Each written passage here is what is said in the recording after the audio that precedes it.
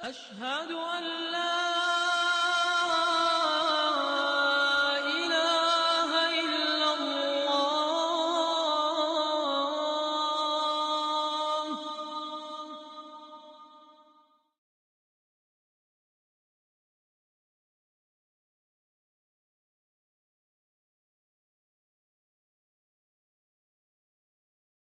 السلام عليكم ورحمة الله وبركاته. محدثكم شريف محمد، دكتور الطب الطبيعي وعضو جمعية العلاج المناعي لمرض السرطان بالولايات المتحدة. نبدأ بالرد على بعض الأسئلة التي وردت إلينا، ونبدأ بالسؤال الأول. يسألنا السائل: ما هي العلاقة بين الرقية الشرعية والحجامة؟ أولا، الرقية الشرعية تحدثنا عنها في السلسلة التي قدمناها إليكم بالتفصيل، ولنأخذ نقطة واحدة. الرقية الشرعية هي علاج للسحر وللحسد وللمس، ووردت في الأحاديث النبوية الصحيحة، ويمكن الرجوع إلى السلسلة التي قدمناها إليكم لمزيد من التفاصيل. إذن الرقية هي علاج للسحر. وما هو السحر؟ هي علاقة ما بين ساحر وشيطان أو جن، يتفقا على الكفر بالله في مقابل أن يقوم الساحر بتقديم القرابين للجن أو للشياطين، على أن يقوم الجن أو الشيطان أو المارد بما يريده الساحر في أن يمرض هذا الشخص المصاب أو يسبب له الأمراض النفسية والعصبية والأمراض العضوية وغير ذلك. إذن فالسحر مبتداه هو الكفر بالله ونطق كلمات الكفر بالله والتقليل من شأن بالله عز وجل. إذن فتقوم الرقية بمقام أننا نقرأ القرآن الكريم ونعظم من شأن الله ونوحد الله ونذكر كلمات الإيمان حتى تنفك، وببركة كلمات الله تدمر كلمات الكفر التي نطقها الساحر. هذا أولا. إذن فهناك السحر، نقوم بقراءة القرآن الكريم حتى ندمر العقدة التي عقدها الساحر مع الشيطان. هذا أولا. ثانيا، عندما يتلبس الشيطان بالإنسان نتيجة سحر أو حسد أو مس، فإنه يقوم ببعض التأثير العضوي على الإنسان. نجد أن من يصاب بالسحر يشتكي غالبا من تغير الحالة الانفعالية أو من بعض الاضطرابات النفسية، ويغير من بعض ويظهر عليه بعض الأعراض المرضية، مثل الجهاز الهضمي، مثل اضطرابات في الجهاز الهضمي، ومثل وجع في العظام والمفاصل الأيدي، وتغيرات أحيانا في الجهاز التناسلي والجهاز المناعي ربما. كل ذلك الأعراض التي وجدت بسبب إما سحر أو إما حسد. كيف نعالجها؟ صحيح أن الرقية ستقوم بتدمير العقدة أو كلمة السحر الأساسية، ولكن تأثير الشيطان والسحر على جسم الإنسان، نحن نريد أن نطهر الجسد مما فعله الشيطان من عقد سحرية في دم المصاب. نعلم أن الشيطان يجري من ابن آدم مجرى الدم في العروق، مصداقا لحديث رسول الله صلى الله عليه وسلم. إذن فطريقة هجوم الجن أو الشيطان أو اقتحام الجسد من الجن والشيطان هي الدم.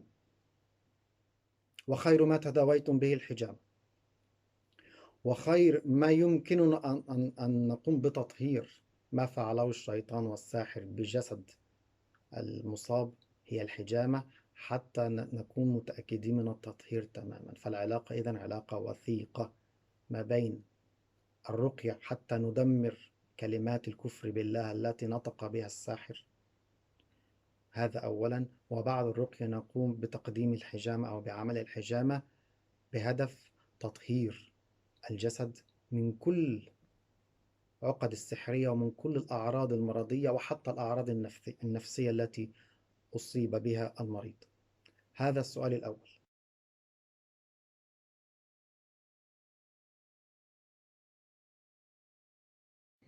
ننتقل معنا إلى السؤال الثاني. يسألنا السائل: هل الرقية أولا أم الحجامة أولا؟ نقول إن المصاب بأحد الأمراض مثل السحر والحسد والمس، إن العقدة الأساسية هي السحر، هي كلمات الكفر التي نطق بها السحر، تؤدي إلى أعراض غالبا ما تظهر على الجهاز العصبي أو الجهاز الهضمي أو الجهاز التناسلي. تظهر أعراض مثل وجع في الظهر، وجع في الرقبة، وجع في مقدمة الرأس. هذه أعراض. تقوم الحجامة بتخفيف الأعراض، هذا صحيح، ولكن تبقى العقدة الأساسية ما بين الساحر والشيطان قائمة. إذن فإن الحجامة ستقوم وقتيا على تخفيف الأعراض، ولكن مع مرور الوقت ستعود الأعراض مرة أخرى، لأن السحر لم ينفك. إذن تقوم الرقية أولا، الرقية مقدمة هنا أولا، وكلمات الإيمان وكلمات التوحيد بالله أولا، وبعد ذلك ننتقل إلى علاج الأعراض التي ظهرت على جسم المصاب. هذا هو السؤال الثاني.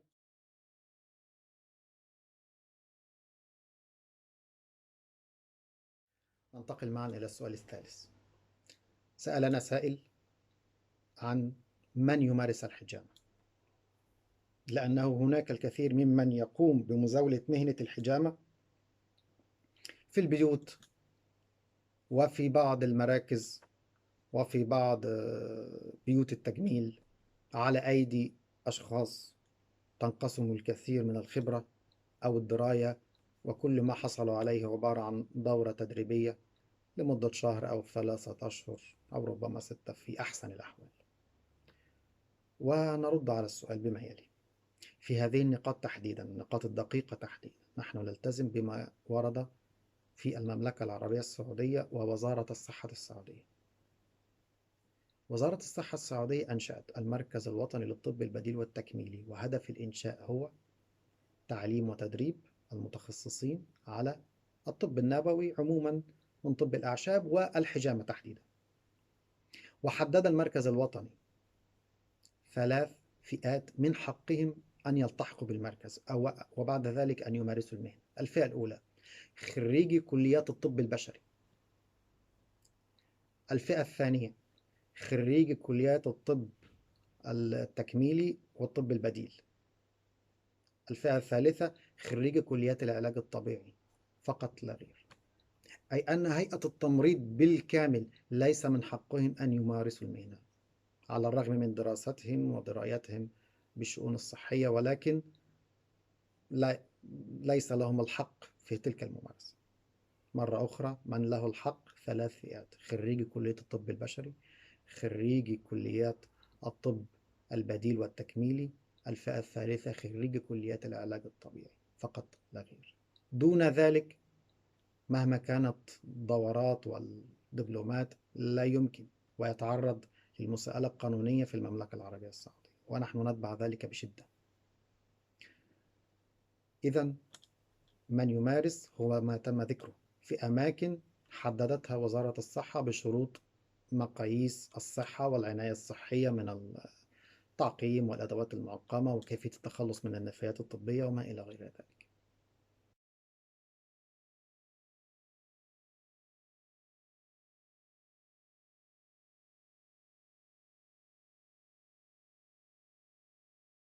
السؤال الرابع يسألنا السائل: هل الحجامة هي علاج لكافة الأمراض؟ وما هي الأضرار التي يمكن أن تحدث والآثار الجانبية قد تحدث نتيجة الحجامة الخاطئة؟ نقول الحجامة لها العديد من المحاذير والاحتياطات تبعا لكل مرض، فبعض الأمراض لا نقوم لهم بالحجامة مطلقا في بعض الحالات، وقد تؤدي أو تهدد حياة المريض تماما.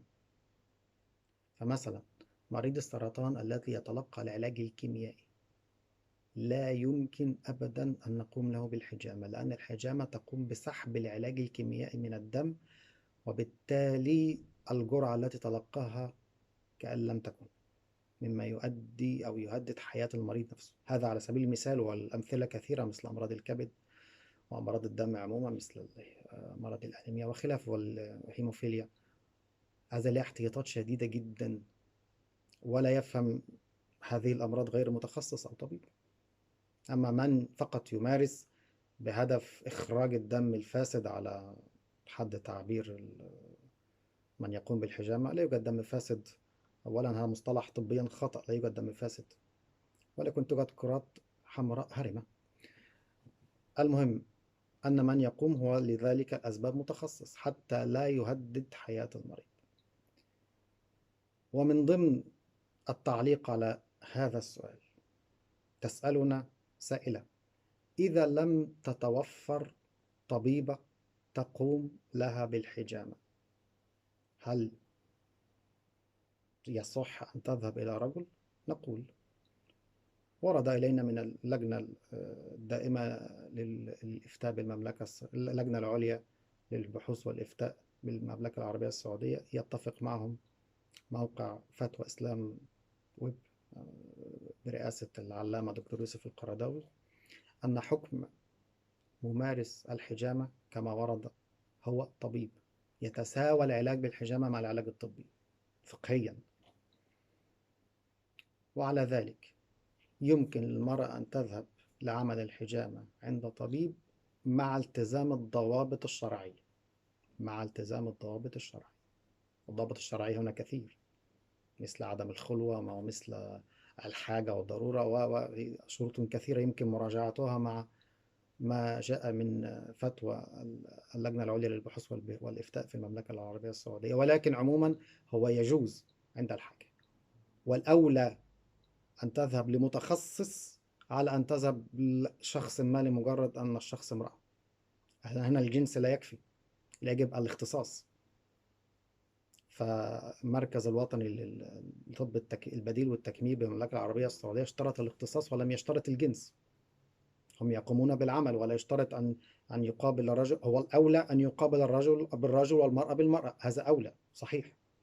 ولكن إذا لم يتوفر، ظهرت الضرورة وبدأت الحاجة، قد يذهب الرجل إلى امرأة وقد تذهب المرأة إلى رجل مع التزام الضوابط الشرعية تماما.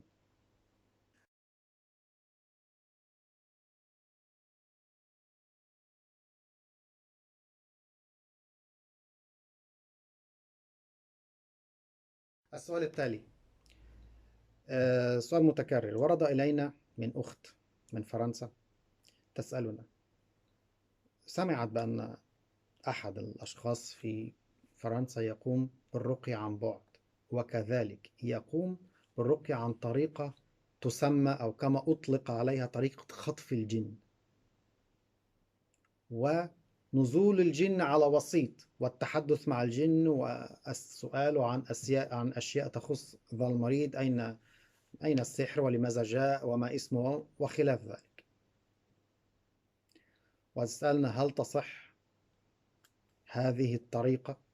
نقول ونرد بما ورد من اللجنة العليا الدائمة للبحوث والإفتاء بالمملكة العربية السعودية، وما ورد للجنة العليا من كبار العلماء، مجلس كبار العلماء بالمملكة العربية السعودية. أولا، الرقية عن بعد لا تجوز تحت أي مسمى وتحت أي سبب. فالرقية هي كما فعلها النبي صلى الله عليه وسلم مباشرة على المريض. هذا انتهت الفتوى، لا تجوز عن بعد، يجب المباشرة. هذا أولا. ثانيا، ما يخص طريقة استحضار أو خطف الجن على زعمهم واستحضاره عن طريق وسيط، هم بذلك هذه الطريقة بذلك تتشبه ببعض العقائد الوثنية، وما يتشبه بالأرواح وبعض الكلام الذي لا أساس له في الشريعة الإسلامية مطلقا، ولا أساس له في السنة النبوية، ولم يفعله النبي ولم يفعله صحابة النبي ولا السلف ولا التابعين مطلقا. وعلى ذلك ما يفعله البعض من ادعاء خطف الجن على زعمهم والتحدث إليه وعن أسئلته عن أمور غيبية مطلقة، هذا يدخل في نطاق الدجل والشعوذة ولا في نطاق الرقية والعلم الشرعي. هناك تفصيل كثير على تلك النقطة، فمن أين يعلم أنه صادق؟ هذا هو رد فضيلة الشيخ محمد صالح المنجد من كبار علماء المملكة العربية السعودية: من أين لهم بالصدق ذلك الجان؟ ومن أين له أنه حضر؟ ومن أين له أنه انصرف؟ هذه كلها أمور غيبية لا يعلمه إلا الله. ما نعلمه نحن هو فقط قراءة القرآن على المريض، أما ذلك فهو زعمهم وزعمهم في رقابهم إلى يوم القيامة، ولكن هذه طريقة لا أصل لها في السنة ولا أصل لها في الشرع.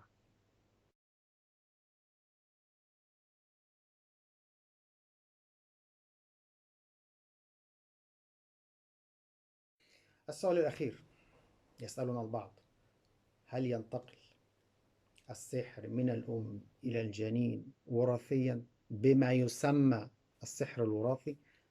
أولا، لم نقف طبيا على شيء بما يسمى السحر الوراثي مطلقا، ولم يرد في السنة الصحيحة ما يسمى بهذا المسمى سحرا وراثيا، أي أن السحر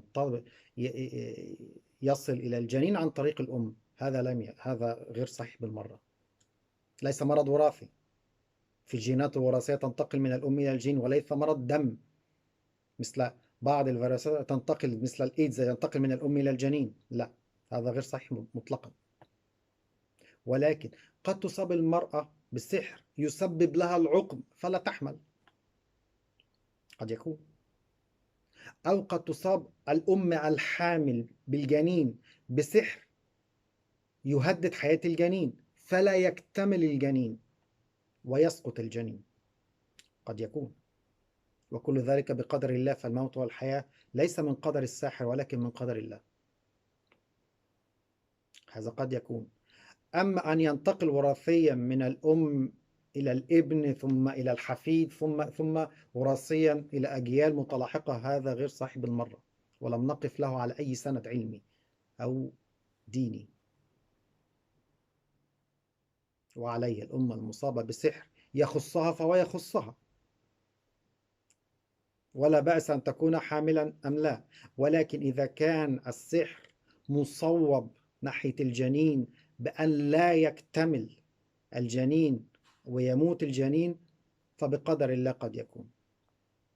ونعلم من السنة عندما جاء المهاجرين من مكة إلى المدينة وكان بها اليهود، فعلوا لهم سحر بأن لا يولد لهم مولود، ولذلك عندما ولد عبد الله بن الزبير فرحوا به فرحا شديدا، أي أنه وارد أن يسبب العقم. هذا وبالله التوفيق، ونلتقي قريبا في أسئلة جديدة، والسلام عليكم ورحمة الله وبركاته. أفواه تشرب من وحي الرحمن وربك يمنحها